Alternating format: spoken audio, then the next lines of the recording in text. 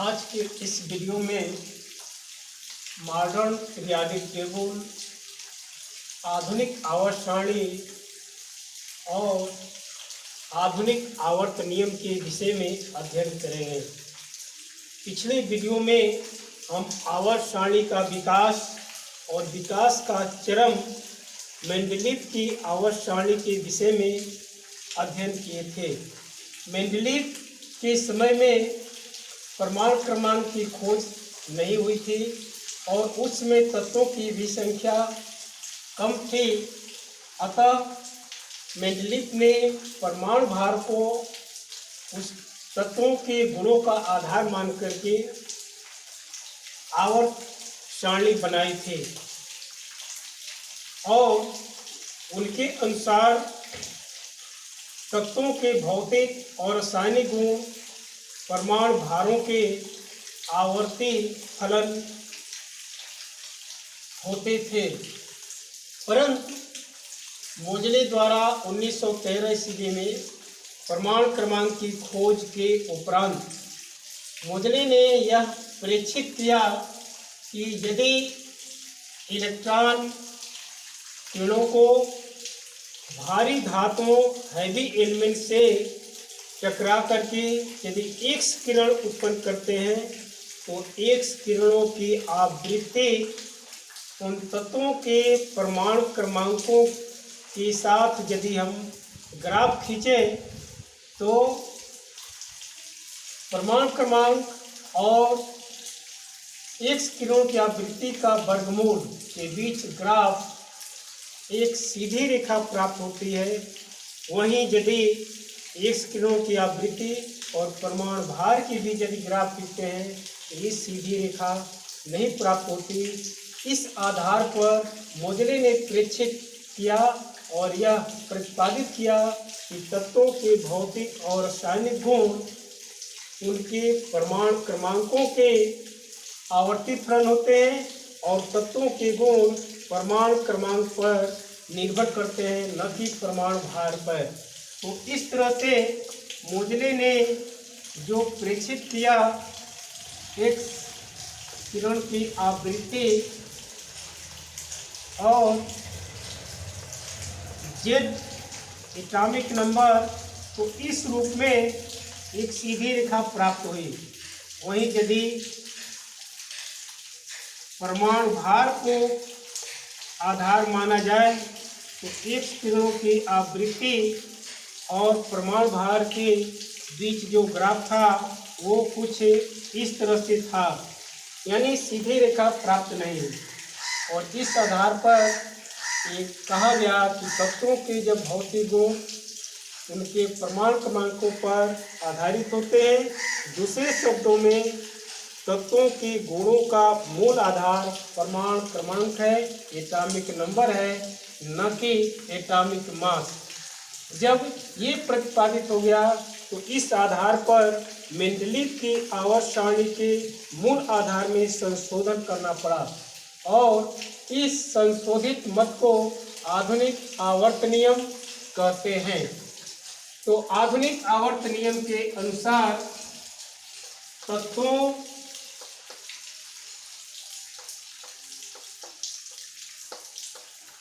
के भौतिक और रासायनिक गुण उनके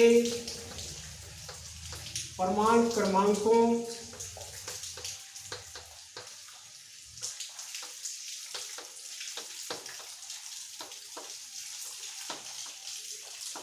के आवर्ती फलन होते हैं।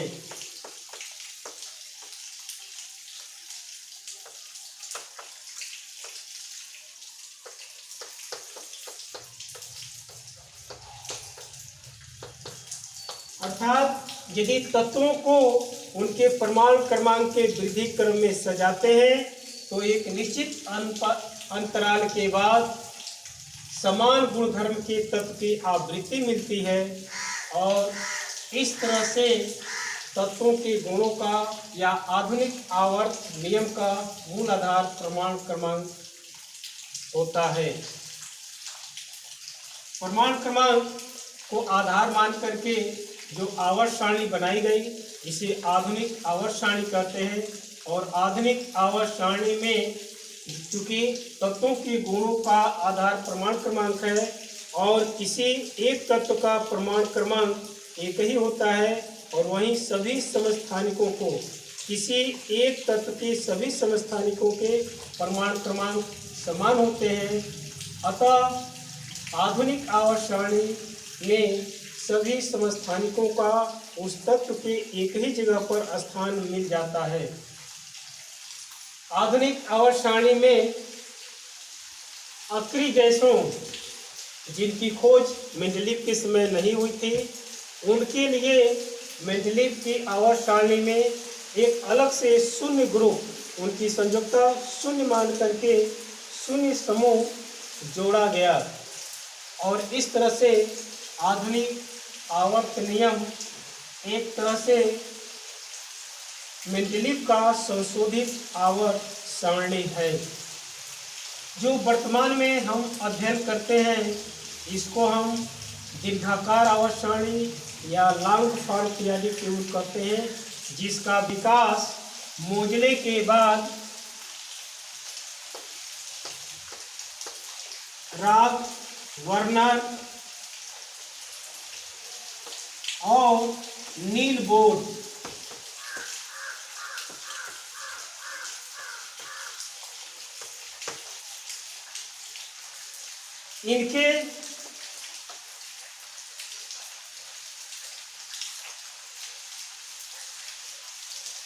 इनके द्वारा जो आवर्त सारणी प्रस्तुत गई और यह आवर्त सारणी तत्वों के इलेक्ट्रॉनिक विन्यास पर आधारित थी और इलेक्ट्रॉनिक विन्यास पर आधारित होने के कारण इस सारणी को नील्स बोर सारणी भी कहते हैं, यानी बोर्स पीरियोडिक टेबल। जो दीर्घाकार आवर्त सारणी है या प्रवर्धित आवर्त सारणी है इसको नील्स बोर आवर्त सारणी भी कहते हैं।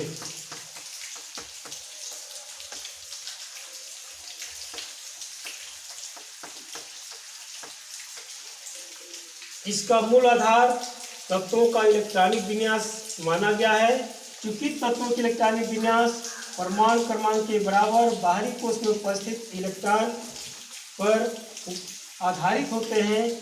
इस तरह से आधुनिक आवर्त सारणी का ही प्रवर्धित या संशोधित रूप दीर्घाकार आवर्त सारणी है, जिसे हम निम्न रूपों में देख सकते हैं।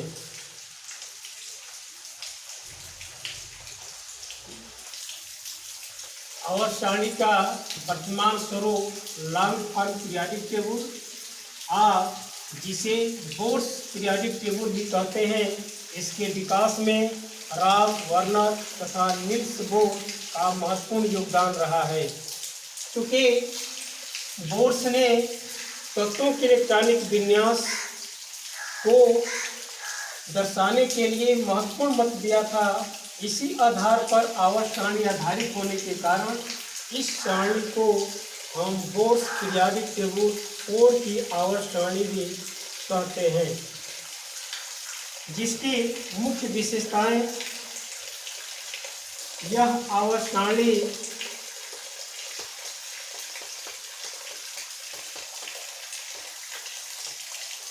तत्वों के इलेक्ट्रॉनिक विन्यास पर आधारित है।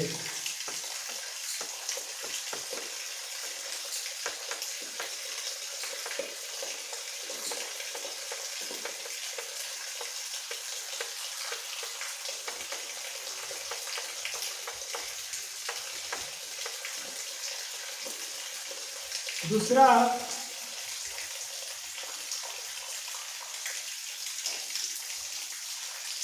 इस सारणी में अंतिम इलेक्ट्रॉन जिस उपकोष में भरता है उसी अनुसार यह 4 समूहों में यानी एस, पी, डी और एफ 4 समूहों या 4 ब्लॉक्स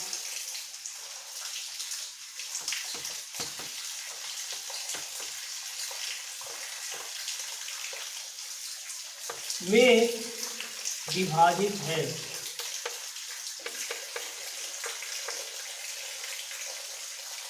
थर्ड, IUPAC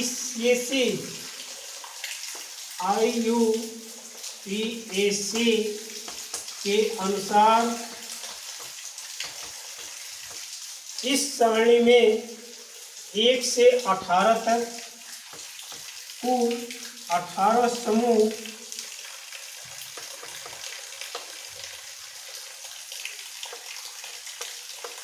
18 समूह यानी वर्ग हैं।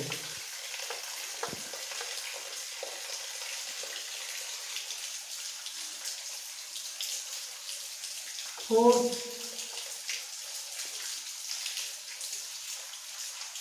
एक ब्लॉक्स यानी एस, पी या डी और एफ, यदि इन अलग अलग ब्लॉक्स को देखें तो उनके अंतर्गत एक ब्लॉक के तत्वों यदि यह हैं तो उन ब्लॉक में सभी तत्वों के इलेक्ट्रॉनिक विन्यास एस में पूर्ण होते हैं। अगर पी ब्लॉक के तत्व हैं तो पी में पूर्ण होते हैं। और इसी अनुसार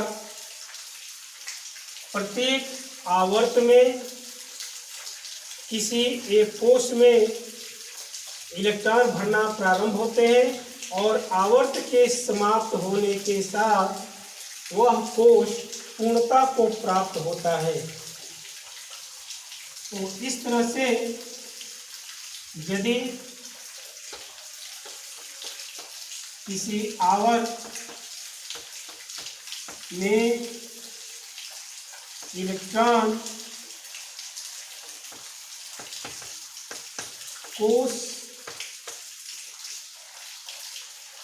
में भरने के साथ प्रारंभ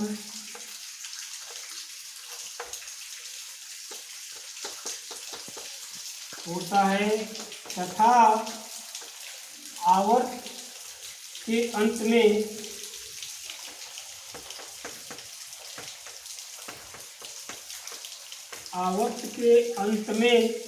कोष के पूर्ण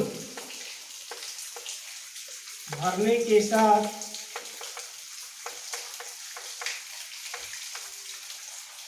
समाप्त होता है।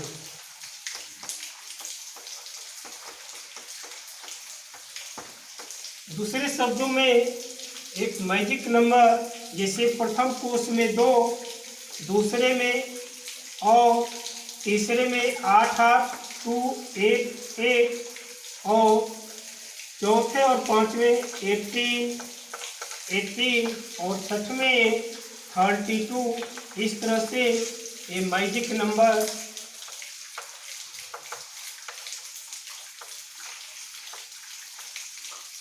अनुसार किसी आवर्त में तत्वों की संख्या होती है। इसके बाद दीर्घाकार आवर्त सारणी या बोर्स आवर्त सारणी का हम चार्ट के द्वारा अध्ययन करते हैं।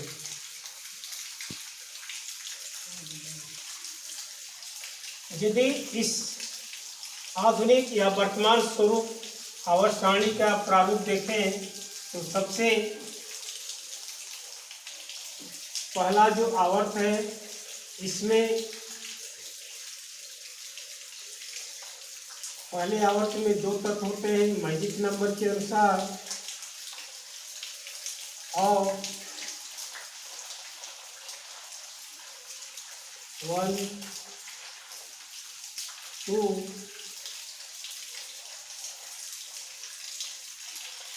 3, 4, 5, 6, 7,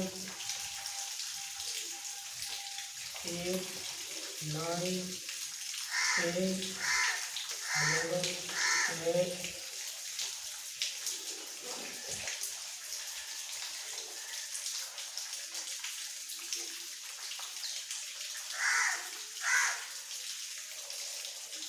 13, 14, 15, 16, 17 और 18।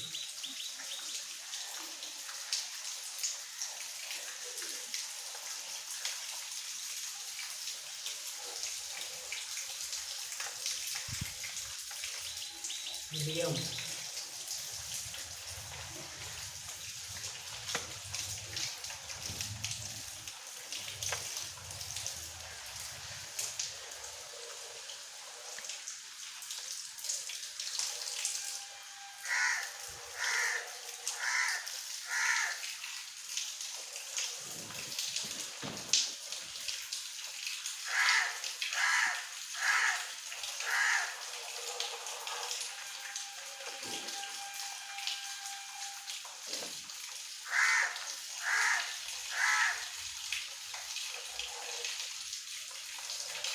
ये वर्तमान स्वरूप है आवर्त सारणी का।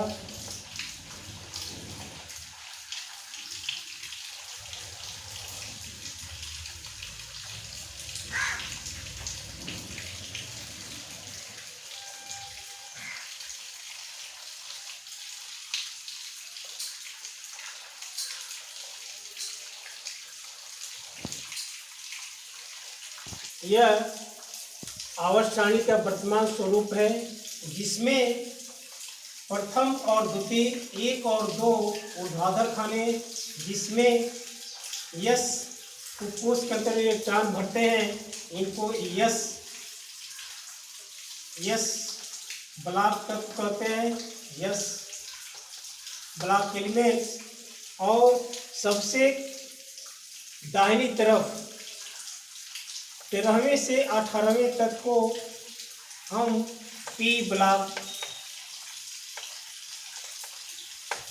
एलिमेंट्स कहते हैं, यानी पी ब्लॉक के तत्व होते हैं।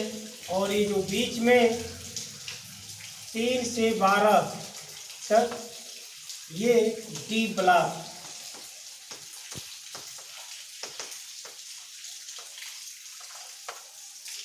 सबसे नीचे 2 36 खानों में 14 तत्वों की जो श्रेणियां हैं, प्रथम 6 आवर्त के अंतर्गत लैंथेनाइड्स,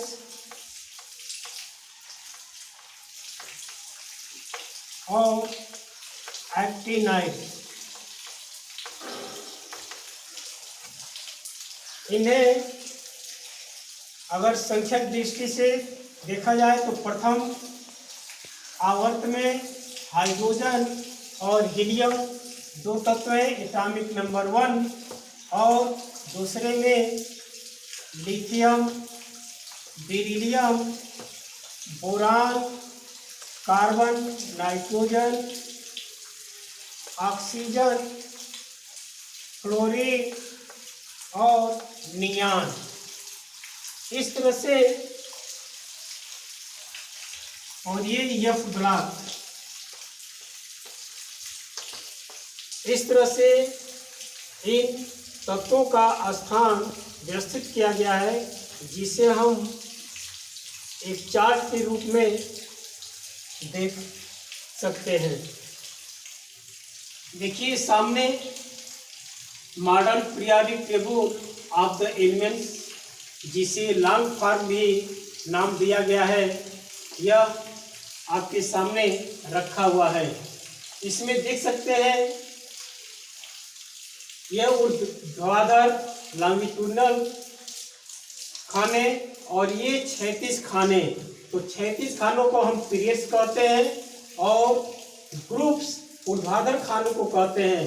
तो 2 तरह के लाइन है यहाँ भी, आवर्त और समूह। तो यदि हम ग्रुप्स को देखें तो जहाँ पर मेंडलिक में फर्स्ट समूह को फर्स्ट ए और सेकंड ए इसी तरह से 1 से 7वें तक विभाजित था, उपसमूह ए उपसमूह बी, वहीं यहाँ पर उपसमूह ए उपसमूह बी को अलग समूह नाम दिया गया है और 1 से 18वें तक दिया गया है। जैसे प्रथम समूह 1, 2, 3, 4, 5, 6, 7, 8, 9, 10, 11, 12, 13, 14, 15, 16, 17, 18, जहाँ पर पिछले आवर्त सारणी में यानी मेंडलीव आवर्त सारणी में 8वें समूह में एक ही वर्ग था, किंतु यहाँ पर 3 तरह के तत्वों की श्रेणी है। और मेंडलीव सारणी में जहाँ उपसमूह ए और उपसमूह बी के तत्वों में कुछ असमानताएं मिल रही थी, उन्हें अलग करके ये भी असमानताएं दूर कर दिया गया है। तो इस तरह से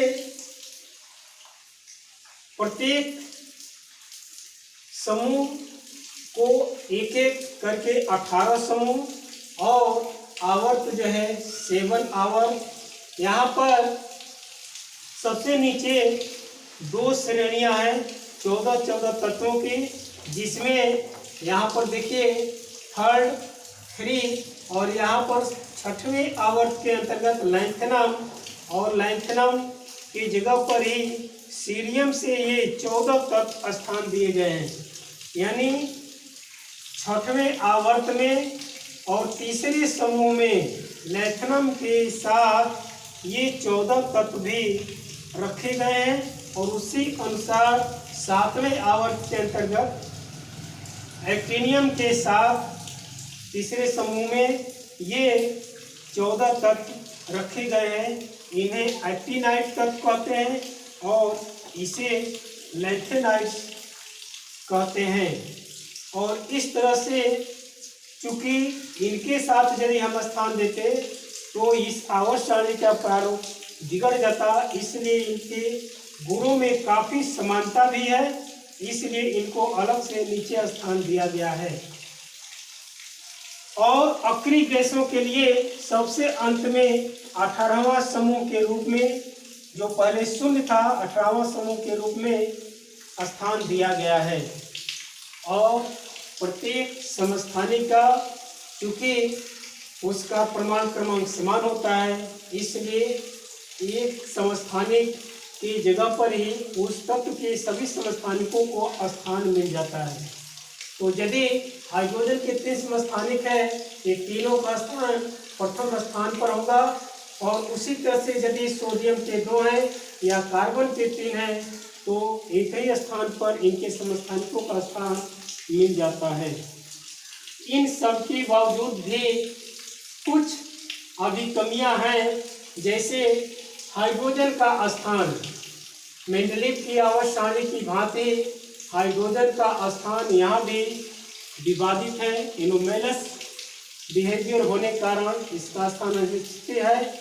और इसी तरह से यह ब्लॉक के तत्वों का अलग स्थान दिया जाना, शून्य समूह के तत्वों को सबसे दाहिनी ओर एक अलग से 0 ग्रुप जोड़ना या 18वां समूह में स्थान दिया जाना, इस तरह से इस सारणी की कुछ कमियां हम गिना सकते हैं।